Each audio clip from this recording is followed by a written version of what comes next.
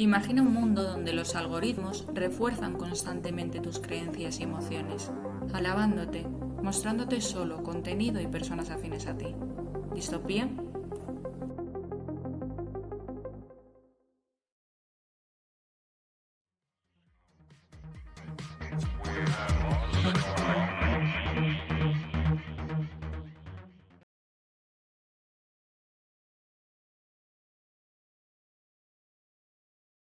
Empezamos. Vale, pues nada. Venga.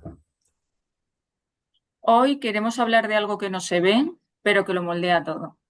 Hablamos de la mirada sociológica con el sociólogo y escritor Álvaro Soler, investigador sobre poscapitalismo en el Centro CETR de Barcelona y docente en la Universidad de Adultos PROTE, fundador además del proyecto de divulgación Sociología Inquieta y cofundador del Centro de Teoría Poscapitalista. Álvaro es autor del ensayo La visión sociológica y la novela La pérdida de la historia, que os voy a dejar en la descripción. Actualmente es articulista en varios medios digitales especializados en ciencias sociales y análisis políticos, como El Salto y Al Descubierto. Hoy os va a mostrar una nueva forma de mirar que se atreva a preguntar quién se beneficia, quién queda fuera y cómo se construye esta norma. Bienvenido, Álvaro. Gracias por Gracias por estar invitarme, aquí. gracias por la presentación, un placer estar aquí.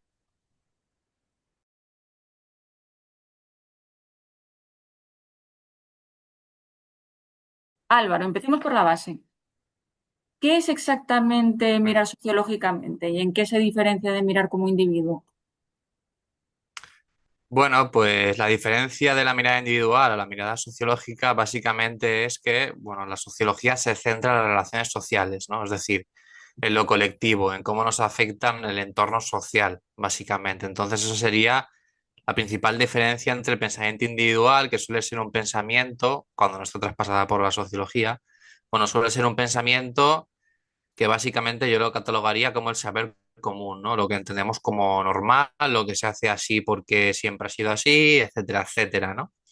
Lo cotidiano, lo común. Entonces la sociología, pues bueno, para ella nada es normal, entonces lo que estudia es, bueno, pues básicamente eso, por qué funcionamos como funcionamos, con ciertos patrones normalizados, con ciertos roles, con ciertos discursos, etcétera, etcétera.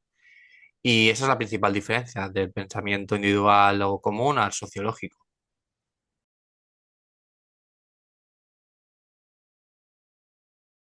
Y esa mirada parece un tesoro, ¿no, Álvaro? ¿Quién lo esconde? ¿Y por qué crees que no se nos enseña desde pequeños?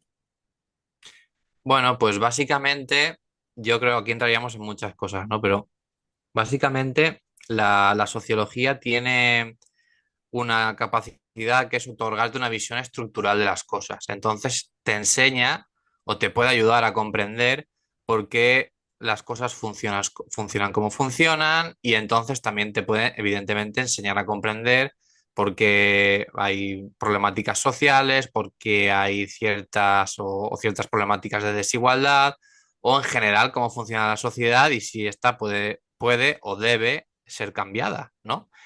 Entonces, claro, aquí entramos siempre en un conflicto, siempre, ¿no? Porque, bueno, si hay un saber o hay una... que puede ser, quiero decir, no toda la sociología, ¿no? Llega a esto, ¿no? Pero puede dar pie, ¿no? Luego a nivel político o a nivel en general, de proponer nuevos modelos sociales o proponer cambios, bueno, esto genera fricciones, sobre todo para la gente o los colectivos, ¿no? Que ostentan el poder económico, el poder, como lo queramos llamar, ¿no? Entonces, bueno, la sociología en este caso tiene esa connotación siempre subversiva, ¿no? Y luego a nivel educativo, pues sí que es cierto que obviamente, tanto en el instituto, en el colegio, instituto, universidad, normalmente en la sociedad capitalista se nos enseña un saber prácticamente, pues bueno, digamos instrumental, productivo, que está enfocado únicamente en el mercado de trabajo, en el mercado laboral, en ser un ciudadano productivo, dependiendo de lo que tú estudies, ¿no? En tu especialización dentro de un sector, dentro del sistema capitalista. Pero aquí entramos, que se queda, ¿no? Fuera todo ese saber democratizador, todo ese saber humanista que, bueno, nos enseña a saber por saber y a saber también por vivir mejor, por ser más libres, etcétera, etcétera, ¿no?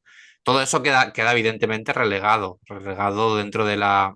Quiero decir, obviamente se estudia sociología, se estudia humanidades en los colegios, ¿eh? No quiero decir que no. Pero sí que es verdad que está en un plano mucho más marginal, que es ese saber más técnico, productivo, ¿no? Etcétera, etcétera. Entonces, básicamente y por resumir, yo diría que, bueno, se oculta o se discrimina porque puede dar pie al conflicto social y al cambio.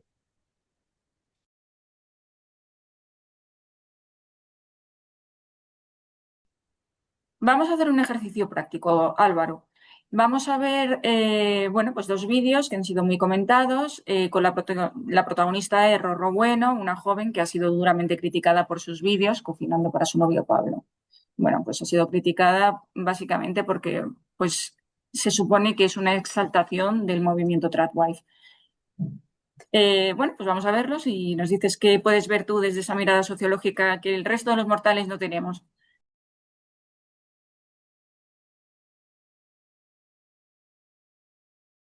A Pablo le apetecía una hamburguesa, por eso creé este menú. ¿Y el menú de...? DJ Mario, tío, esa es la mejor jugada. Pero si este no es el mío. ¿De quién eres? ¿De quién eres? De la Lolita More. Eso es lo mejor para los niños. ¿Por qué tardas tanto? Es solo pedir el menú Ceci Army. Se va a liar. Pide el menú de tu influencer en My Burger King, participa por premios semanales y ayúdale a ganar la batalla del Gran King, solo en Burger King.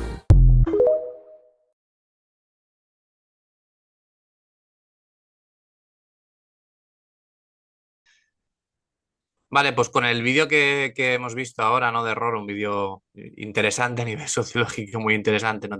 Es un muy buen material.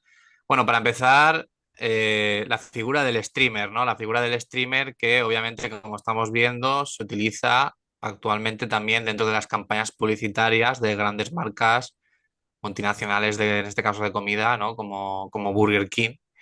Y bueno, esto también es un poco un síntoma de pues, la sociedad en la que vivimos actualmente, donde las redes sociales como espacio comunicativo pues ya son lugares muy potentes, ¿no? En este caso los streamers que hacen contenido normalmente pues en redes sociales como TikTok, Instagram, directos en Twitch y sobre todo gente joven, ¿no? Pues muchísima gente joven, millones de seguidores, ¿no? Pues ven su contenido a diario, ¿no? Entonces es un mercado, vamos, digamos, muy jugoso para mercantilizar, para hacer publicidad, etcétera, etcétera, para monetizar, vender cosas, etcétera, ¿no? Eso por un lado, entonces por eso vemos esta campaña, ¿no? Donde luego hablaremos más, pero bueno, hay pues eso, cuatro streamers. Rorro, ¿no? Que sería como una de las figuras más polémicas dentro de los streamers, por lo menos últimamente los discursos o los debates de género feministas, ¿no? Bueno, básicamente se le criticó, ¿no? En este caso, por hacer apología de la cultura tradwife, ¿no? Que básicamente, para quien no lo sepa, bueno, digamos, es una cultura dentro de las redes sociales o dentro de la generación de contenido que viene sobre todo del mundo anglosajón, del mundo norteamericano, ¿no? Donde hay mujeres que hacen, bueno, el contenido que ha hecho Rorro últimamente, porque no siempre ha hecho este contenido, ¿no? Ha sido un contenido que ha aplicado hace unos años, ¿no? Atrás. O unos meses, la verdad que no sé cuándo empezó. Y bueno, básicamente es la de generar un relato, porque al fin y al cabo es un relato, una narrativa, un discurso, donde ella hace vídeos cocinando para su novio Pablo, ¿no? Vestida, con una voz muy concreta, con digamos, teatralización muy concreta, que evidentemente quizá si solo lo hiciera ella tal, no daría tantas sospechas, ¿no? Pues bueno, está haciendo un vídeo de cocina, etcétera. Pero sí que vemos que este mismo patrón de mismos vídeos exactamente igual, etcétera, lo hace también bastantes chicas, streamers o generadores de contenido también, por ejemplo, en el mundo anglosajón o en el mundo hispano también ahora, ¿no? Pero empezó ahí el movimiento. Y las comunidades que ven este contenido, que les gusta este contenido, son comunidades muchas veces conservadoras, con discursos machistas, ¿no? Incluso también antifeministas y que defienden o ven bien el rol tradicional de la mujer, bueno, del siglo XX, de 1950, ¿no? De hecho, tanto la ropa como la estética, pues bueno, hace alusión un poco a esa figura de la mujer ama de casa, mientras el trabajador fordista va a la fábrica, en el coche, etcétera, etcétera, ¿no? Me vienen a la cabeza series que satirizan esto como Los Simpson o Padres de Familia incluso, ¿no?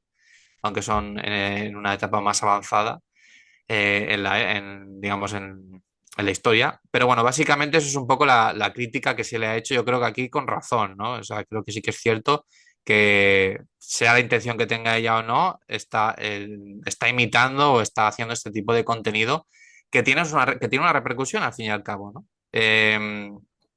Y luego, bueno, vemos la campaña de Burger King, donde a ellos esto no ha pasado por desapercibido. De hecho, tanto la ropa que lleva ella, etcétera, etcétera, en el anuncio y tal, pues es una época, o sea, es una ropa que nos remite evidentemente a cómo se vestía en los años 50-60, de hecho, además en Estados Unidos.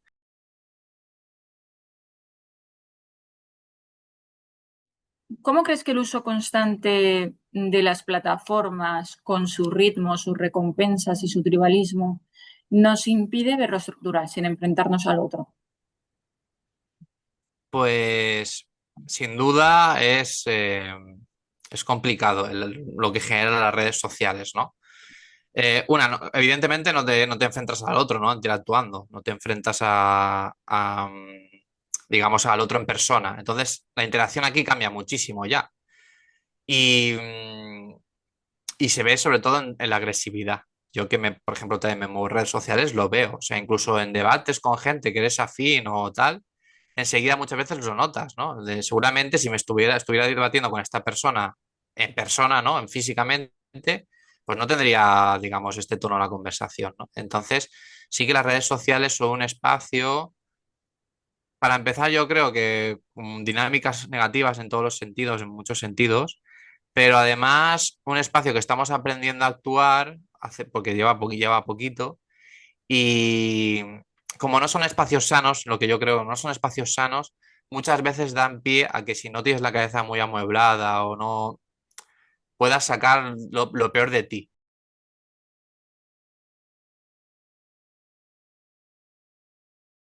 ¿Cómo podríamos, qué granito de arena podemos poner para que para mitigar un poco este efecto? Bueno, yo creo que básicamente es complicado, ¿no? Pero bueno, siempre hay sobre todo trabajar la empatía. Suena un poco como muy tal, pero sí que es cierto. Yo, aunque esté cabreado, aunque esté tal, o me indigne alguna cosa, muchas veces me lo pienso de comentar a alguien atacándole. Bueno, de hecho, yo creo que no lo he hecho nunca, ¿no? Pero bueno, me entiendes, ¿no? Entonces yo creo que eso es un poco el primer paso, ¿no? Yo creo que hay que saber un poco valorar e identificar las propias conductas que tienes en redes sociales, que al fin y al cabo, pues cuando hablas con alguien o tal, estás hablando con una persona, ¿no? Que no estés de acuerdo, etcétera, etcétera. De hecho, creo que es importante esto, creo que es importante, ya lo digo a título más personal, ¿no? Pero por la ideología que yo tengo, ¿no? Que me considero alguien de izquierdas, etcétera, cuando veo ciertos comportamientos de este tipo, enseguida yo los catalogo como comportamientos reaccionarios, que no van con mi manera política de pensar. Entonces, eso se tiene que aplicar mucho el cuento, quiero decir, si tú tienes unos ciertos valores, los tienes que reproducir también dentro de las redes sociales, ¿no? No puedes, por ejemplo, lo que has comentado antes, no puedes unirte al linchamiento, digamos, periódico de figuras, ¿no? O sea, ¿qué tipo de valor hay detrás de eso? Aunque por mucho que tú te consideres alguien de izquierdas, ¿no? Quizá lo que hay detrás es algo totalmente reaccionario, ¿no? Entonces, creo que, bueno, básicamente eso, hacer un ejercicio yo creo que aquí más personal en este sentido.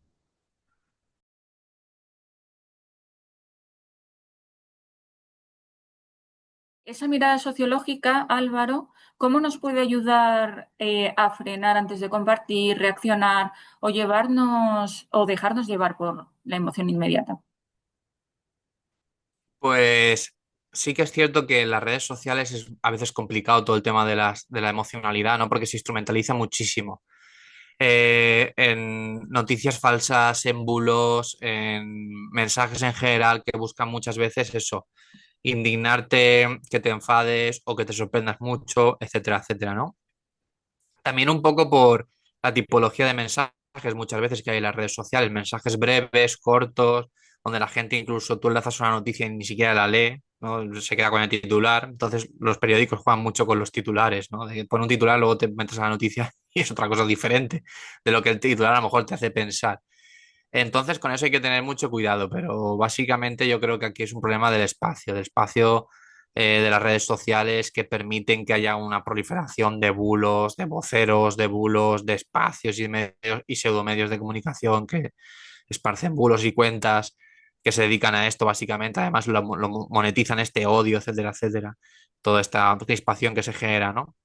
Entonces, es complicado, pero además yo creo que es una problemática que es más del espacio. O sea, tú puedes hacer todo lo que quieras o tal, pero llega un momento que el espacio en sí es tóxico, tiene unas dinámicas muy tóxicas. Entonces, pues bueno, es difícil. Creo que hay que mirar quizá para buscar espacios alternativos, sí. En tu libro La visión sociológica comentas que la mirada sociológica permite ver lo extraño en lo familiar, ¿no? ¿Cómo, bueno, puedes darnos algún ejemplo de algo considerado normal, quizás en el vídeo que acabamos de ver, que en realidad encierra una trampa estructural? Hmm. Sí, bueno, el ejemplo de Rorros me viene perfecto para esto, sin irnos más allá, ¿no? Como he dicho al principio, el vídeo de Rorro, sin una perspectiva sociológica o sin una contextualización, quizá no parezca un vídeo nocivo. Es una persona cocinando, ¿vale? Que en el discurso dice que está cocinando para su novio Pablo, pero tampoco tendría que ser algo machista o tal, ¿no? Está cocinando para su novio, ¿vale?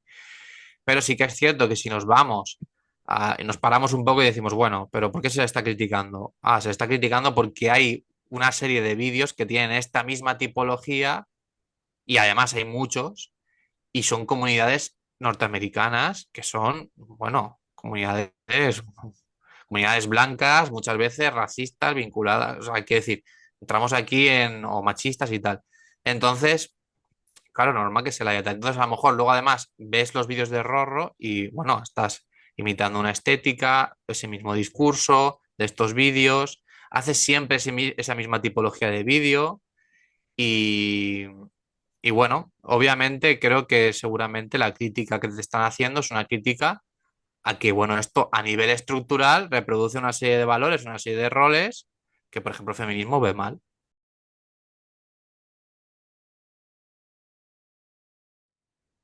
¿Crees que las redes sociales reflejan ciertas normalidades que nunca llegamos a cuestionar? ¿Nos das algún truco para destaparlas? Bueno, sí que evidentemente no solo las redes sociales, sino en general todo el espacio, todo el espacio social normaliza cosas. La ideología básicamente lo que hace es normalizar, naturalizar y visibilizar cosas que son básicamente constructos o relaciones sociales. Entonces aquí siempre hay como un proceso de ocultación, ¿no? Cuando hablo de ideología, hablo de ideología política, no solo de los discursos políticos, sino de los pensamientos, los valores, los roles que nosotros interiorizamos, ¿no? Las ideas que nosotros damos como normal o como propias, pero muchas veces no son propias, sino que son constructos o las tenemos propias, pero porque surgen o se construyen en relación a la interacción social con otros agentes, la escuela, las redes sociales, la familia, el trabajo, la tele, los medios de comunicación, etcétera, etcétera.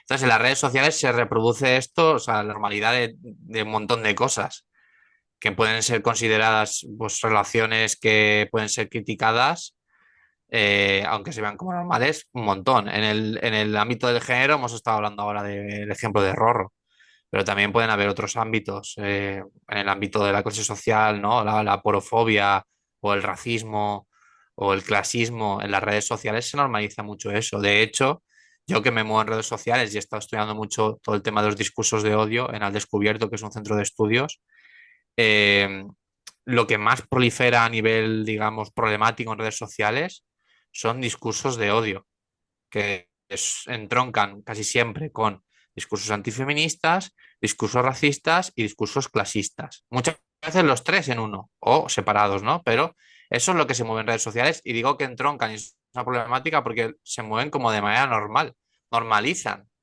que estos discursos sean debatibles o sea como tiene que funcionar la sociedad, etcétera, etcétera. Entonces, claro, el truco para paliar esto es complicado, obviamente, pero sí que se puede, porque El saber sociológico te enseña, ¿no? A entender el racismo como estructura de opresión, a entender la clase social como estructura de opresión dentro del capitalismo, obviamente, y el género, por ejemplo, ¿no? También. Entonces, si tú tienes unas herramientas concretas para comprender cómo funciona la sociedad y cómo funciona dentro del sistema capitalista en concreto, que es en el que vivimos, pues eso, ciertas, digamos, ámbitos de opresión que giran casi todos o giran todos en torno al de la clase social, pero que están vinculados al del género y a la raza o al racismo, ¿no? Pues bueno, te sirve muchísimo para muchas veces distanciarte, ¿no? De quizá los discursos y decir, bueno, lo que estás diciendo a nivel, pues bueno, estructural o sociológico no tiene validez, ¿no? O es injusto, o es racista, o es machista, o tal. Todo esto, ¿vale? Entonces, ya digo que es complicado, pero por supuesto se debe y se puede hacer, sí, sí. Cada vez nos sentimos más solas, más solos, más culpables por no llegar a ese éxito que prácticamente se nos impone desde las redes sociales como TikTok. ¿Cómo podemos mitigar ese sentimiento de soledad, de culpabilidad por no llegar, para ser capaces de avanzar con mayor libertad? Álvaro. Bueno, es una pregunta muy amplia, ¿vale? Las redes sociales son espacios muy individualistas, son espacios que controlan además grandes empresas, grandes corporaciones multinacionales, tienen unas lógicas publicitarias, mercantiles muy acentuadas. Entonces, en general, son espacios que para lo que tú has comentado no sirven, en principio, ¿vale?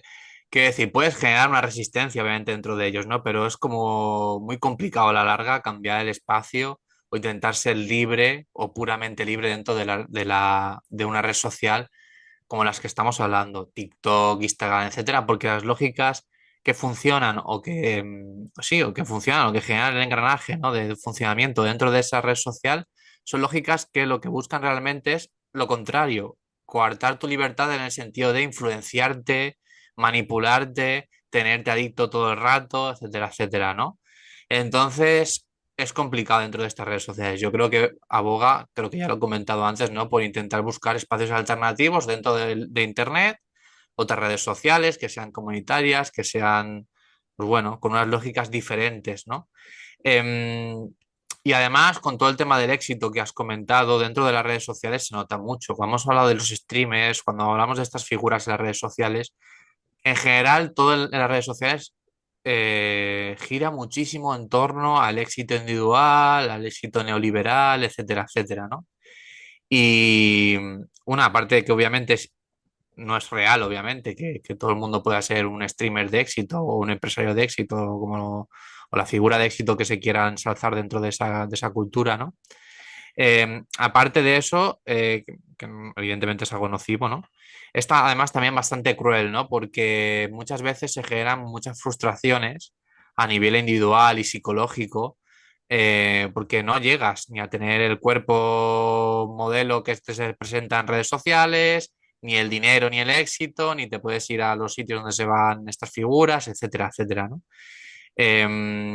Entonces, bueno, yo creo que todo el tema de la individualidad, del éxito y de la libertad en las redes sociales es algo como, pues bueno, que está ligado, que está intrínseco en ellas.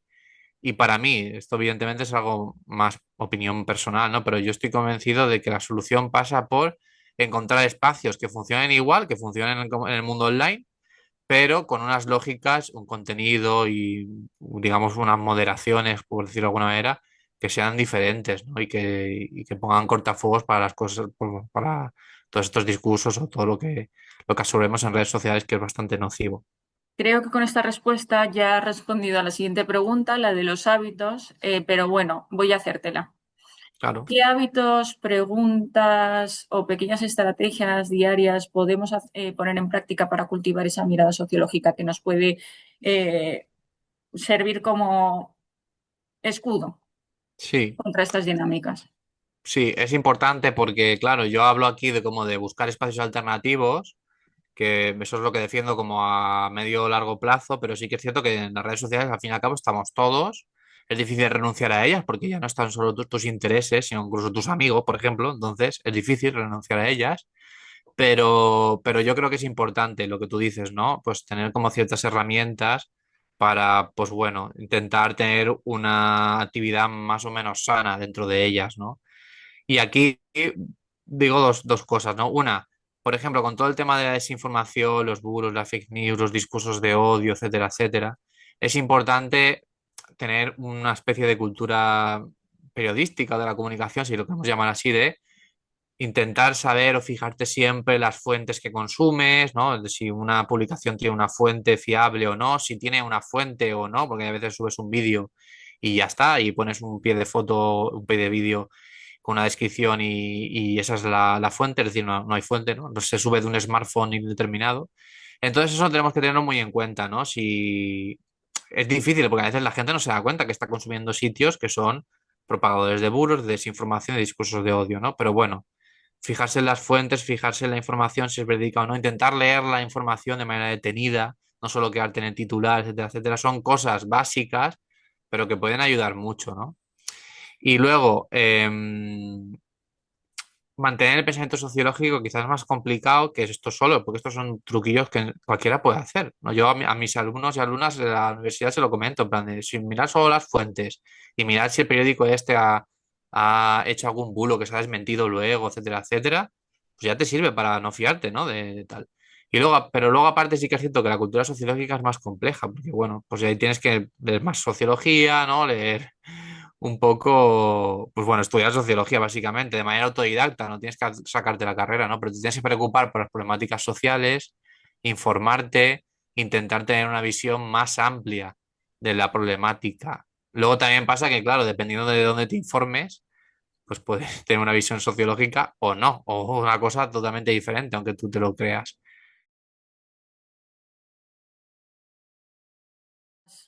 Para cerrar, si pudieras dejar una pregunta de esas que encienden las alarmas y nos invitan a pensar, ¿cuál sería? Sería, yo creo, plantear la pregunta de por qué nos cuesta tanto, de manera seria y contundente, plantear y defender alternativas a las redes sociales actuales, ¿no? Esa sería la pregunta. ¿Por qué estamos tan como paralizados? Esa sería la pregunta.